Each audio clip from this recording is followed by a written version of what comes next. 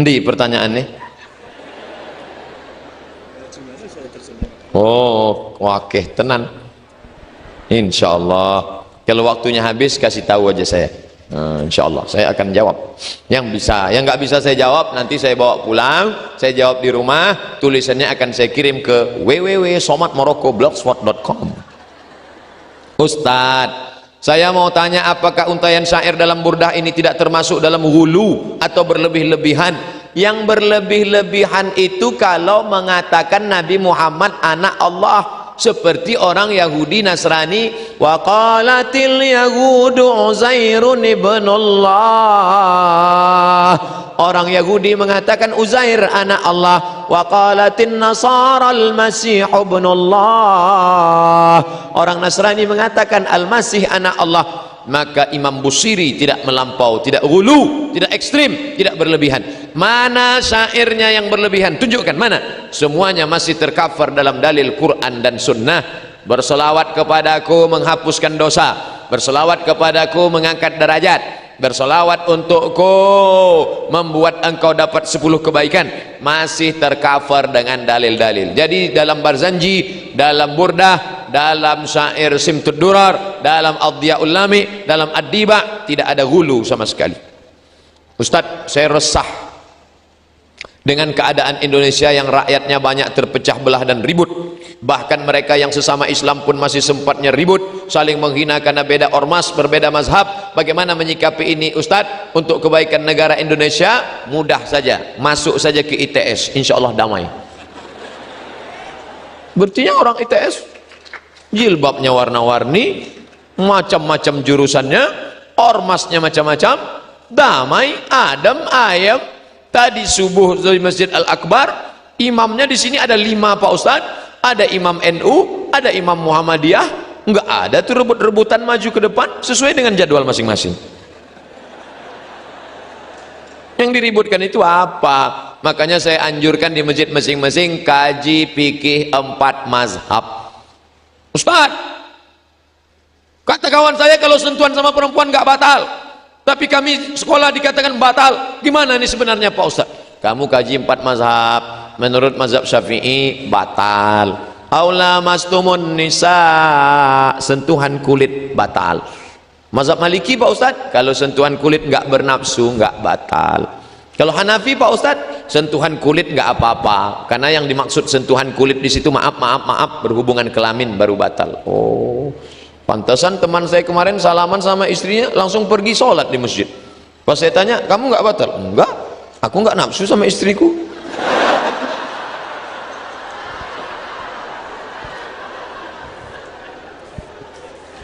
Ustadz, dengan maraknya kredit pendidikan yang diberikan oleh bank-bank konvensional, apakah kuliah menggunakan uang kredit? Maka ketika mahasiswa kuliah maupun kerja akan disibukkan dengan urusan. Bagaimana caranya Pak Ustadz? Diulang lagi, agak ribet nih. Dengan maraknya kredit pendidikan yang diberikan oleh bank-bank konvensional, apakah kuliah menggunakan uang kredit? Maka ketika mahasiswa kuliah maupun kerja akan disibukkan.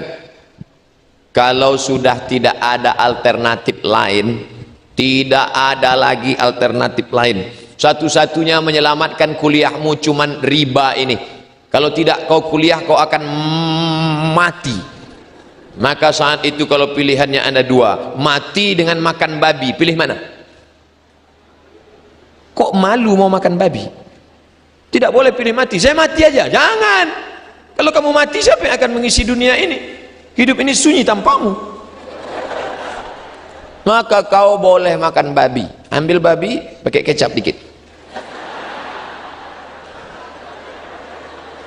Nah, ini namanya akhaffud dararain, memilih mudarat teringan. Ini mati, ini babi, kau pilih yang teringan. Tidak boleh kau pilih yang terberat. Jadi begitu juga tentang riba ini. Tapi kalau kau mampu, alhamdulillah Pak Ustadz. Orang tua saya memang susah, saya nggak sanggup kuliah, tapi calon istri saya Pak Ustadz kaya, sugih tenan Pak Ustadz, kaya orangnya.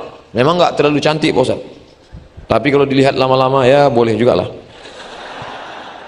Kau jaga kehormatan dirimu, jangan sampai kau makan riba, makan haram. Membayar utang hingga menimbulkan kekurang pedulian terhadap permasalahan di masyarakat. Bagaimana menyikapi adanya kredit pendidikan yang diberikan oleh bank-bank konvensional? Apakah dalam syariah? Jangan sampai kau terjumus pada yang haram. Ustadz, ini ada uang riba, boleh nggak Ustadz? Haram. Kalau kita bagi dua apa Ustadz? Ulama tidak sepakat dalam masalah ini. Sekali haram tetap haram. Ustadz Somad ngomong haram.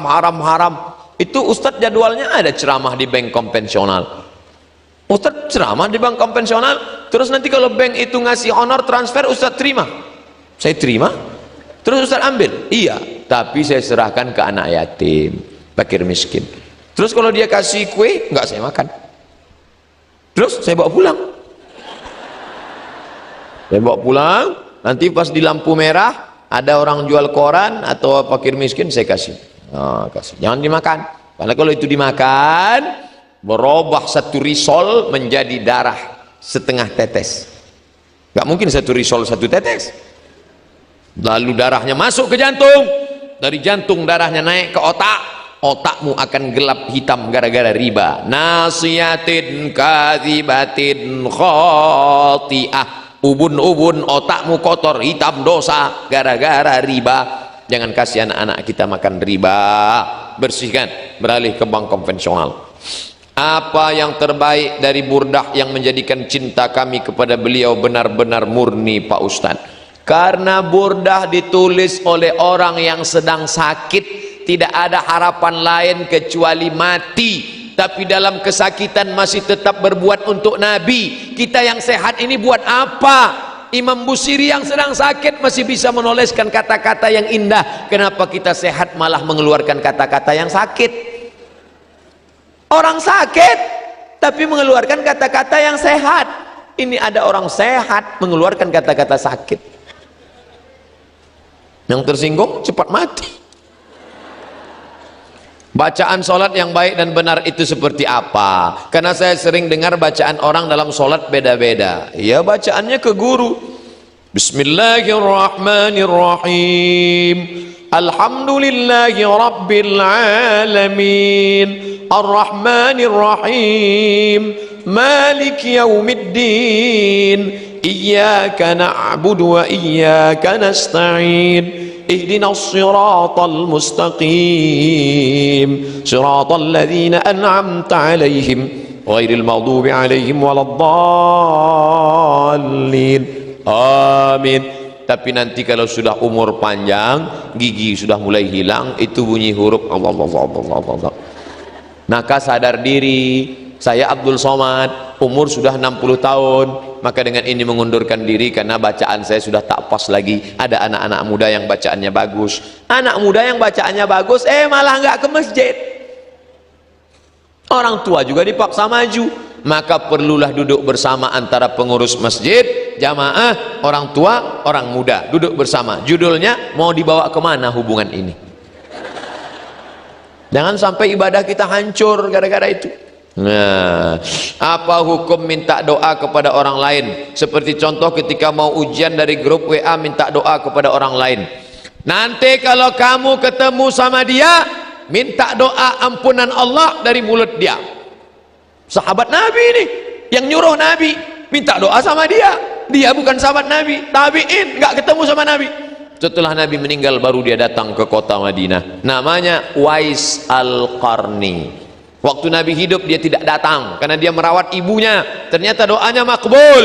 Nanti Uwais Al-Qarni datang, Nabi tahu dapat ilham dari wahyu dari Allah SWT, dibawa oleh Jibril alaihissalam. Akhirnya sahabat minta doa, dikabulkan Allah doanya. Itulah dalil minta doa sama orang lain. Ustadz Somad, doakan saya ya Pak Ustadz. Insya Allah doakan juga saya.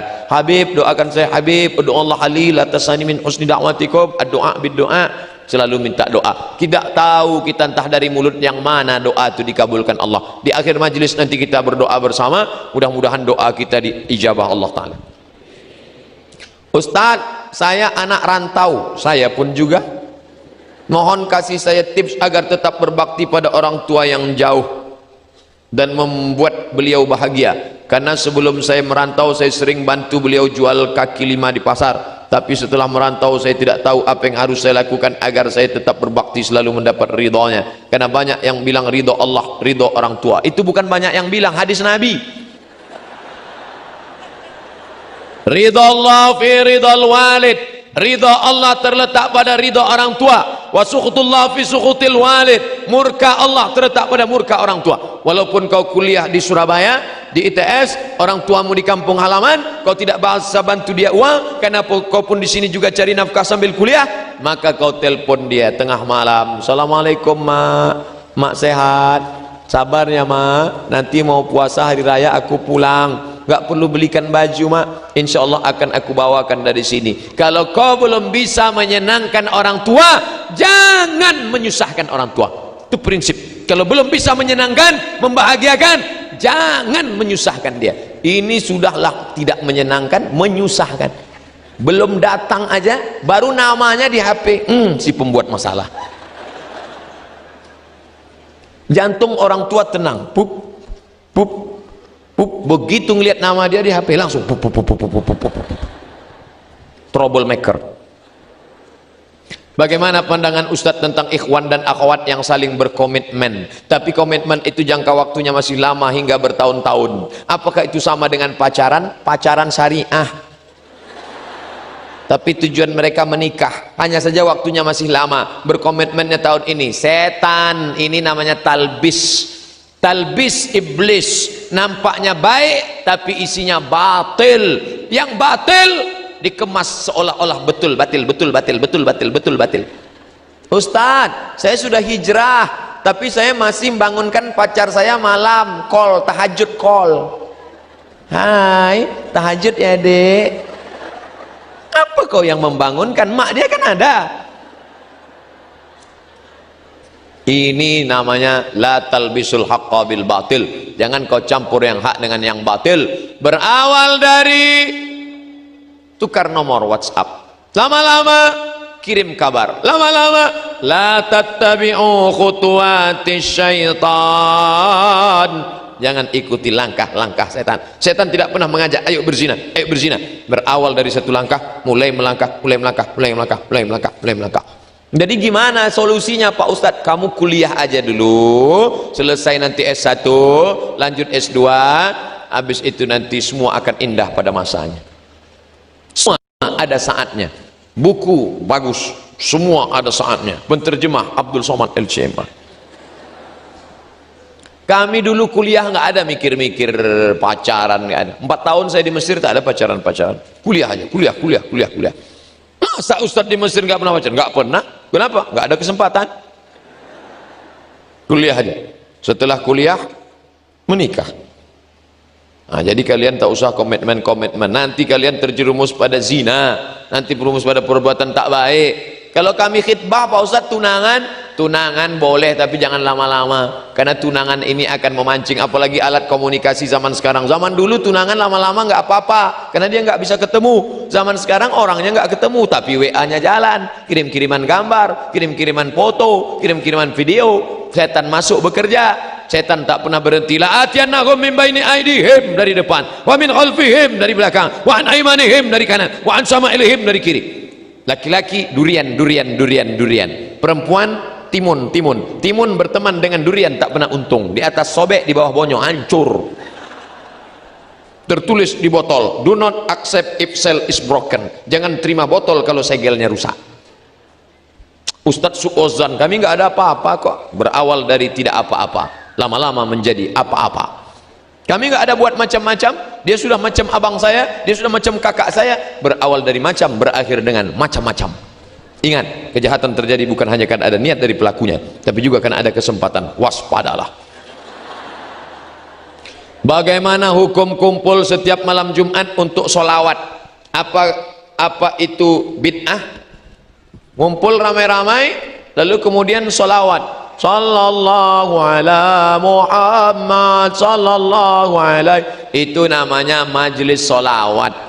Abah Lutfi bin Yahya Kalongan namanya Kanzus Sholawat. Habib Munzir Al-Musawwa namanya majelis Rasulullah. Di Malaysia Habib Zainal Abidin Al-Hamid namanya Majelis Al-Murtadha. Ada majelis solawat, sepekan sekali baca solawat. Apa hukum buat majelis zikir ramai-ramai? Maka dijawab oleh Al-Imam Jalaluddin Abdurrahman As-Suyuti, nama kitabnya Natijatul Fikri fil Jahri Bizikri. Dikumpulkannya hadis tentang boleh zikir bersama-sama. Baca Quran zikir, solawat zikir, istighfar zikir, tahlil zikir, tahmid zikir, takbir zikir. Zikir bersama-sama. Enggak boleh katanya Pak Ustaz zikir sama-sama, karena zikir beramai-ramai itu bid'ah, wa kullu bid'atin dhalalah wa kullu dhalalatin finnar. Hadisnya jelas, tulis di Play Store 37 masalah populer, Somat LC, enter, download. Dalil zikir beramai-ramai. Itu bukan kata saya, itu kata para ulama. Idza dzakarani fi nafsihi, kalau hambaku itu berzikir mengingat aku sendirian, zakartuhu fi nafsi, aku sebut ingat dia sendirian. Wa idza dzakarani fi mala'in, kalau dia buat zikir beramai-ramai, zakartuhu fi mala'in khairum min mala'ihim, maka aku akan menyebut dia, mengingat dia di majlis yang lebih ramai dan lebih mulia. Itulah majlis bersama Allah, bersama para malaikat. Oh, sebentar lagi masuk waktu zuhur, surat tilang sudah masuk. Apakah uang beasiswa mahasiswa yang mencapai nisab layak uang gaji wajib mengeluarkan zakatnya? Ya. Kalau adik-adik punya tabungan, beasiswa, uang tunjangan, uang sikut, uang sipak, uang tanduk, uang apa namanya? Uang reward, uang hadiah terkumpul senilai 85 gram emas kali 500.000, 42.500.000 terkumpul sampai 1 haul 1 tahun, maka keluarkan zakatnya 2,5%. Ketika kita mandi dalam kondisi telanjang, kemudian ketika melakukan wudhu sekalian dengan kondisi, apakah yang demikian membatalkan wudhu? Wudhu tidak batal, tapi dia kurang adab, dia tidak ada adab. Bedakan antara halal, haram, makruh, wajib, sunat dengan sunat, mustahab. Maka paling bagus menutup aurat, habis itu berwudhu, beradab kepada Allah, beradab kepada para malaikat. Bagaimana hukum orang bertaubat namun kembali melakukan perbuatan yang sama? Itu sama artinya dengan orang yang mendempul semen, berlubang, didempul, dicat, habis itu buka lagi, dempul, dicat, habis itu buka lagi. Syarat taubat ada 3. An-nadamu fil qalbi, menyesal dalam hati, wal iqraru bil lisani, nyasakan dengan lidah, istighfar banyak-banyak, wal ikmaru alla ya'uda ilaihi abadan, tekad kuat untuk tidak balik kepada perbuatan dosa. Mudah-mudahan kita semua dapat taubat nasuha. Ala hazihin niyah, untuk niat yang baik, wa kulli niyatin salihah. Al-Fatihah. A'udzubillahi minasyaitonir rajim. Bismillahirrahmanirrahim. Alhamdulillahirabbil alamin. Arrahmanir rahim. Maliki yaumiddin. Iyyaka na'budu wa iyyaka nasta'in. Ihdinas siratal mustaqim. Siratal ladzina an'amta 'alaihim ghairil maghdubi 'alaihim waladdallin. Amin. Allahumma salli ala sayyidina Muhammad salatan tunjina biha min jami'il ahwali wal afat. Ya Allah, dengan salawat kami ini hendaknya kami diselamatkan dari segala musibah, malapetaka dan bencana. Wa taqdi lana biha jami'al hajat. Dengan salawat ini kami berharap hendaknya ditunaikanlah segala hajat kami dunia dan dari akhirat. Wa tutahhiruna biha min jami'is sayyi'at. Dengan selawat ini hendaknya dihapuskanlah segala silap salah dan dosa kami ya Allah. Wa tuballighuna biha aqsal ghayat. Sampaikanlah segala niat baik tujuan kami min jami'il khairati fil hayati wa ba'dal mamat, dalam dunia maupun di akhirat setelah mati nanti ya Allah. Innaka sami'un qaribum mujibud da'wat wa ya qadiyal hajat. Allahumma jma'na ma'al habibil mustafa fi jannatikal ula. Satukan kami dengan Nabi Muhammad bersama para ulama dan para sahabat beradam dalam surgamu jannatul firdaus ya Allah. Allahumma dafa'na al-ghala wal waba wal fahsya wal riba wal zina wal munkar. Selamatkan negeri ini dari malapetaka, bencana, riba, zina, narkoba, perbuatan keji dan mungkar. Allahumma akhtim lana bi husnil khatimah wa la takhtim alaina bisu'il khatimah. Allahumma ja'al akhir kalamina, jadikanlah akhir kalam kami inda intihai ajalina, ketika ajal kami sampai, jadikanlah akhir kalam kami la ilaha illallah. Rabbana atina fid dunya hasanah wa fil akhirati hasanah wa qina adzaban nar. Wa sallallahu ala sayyidina wa maulana Muhammad wa ala alihi wa sahbihi wa sallam walhamdulillahi rabbil alamin.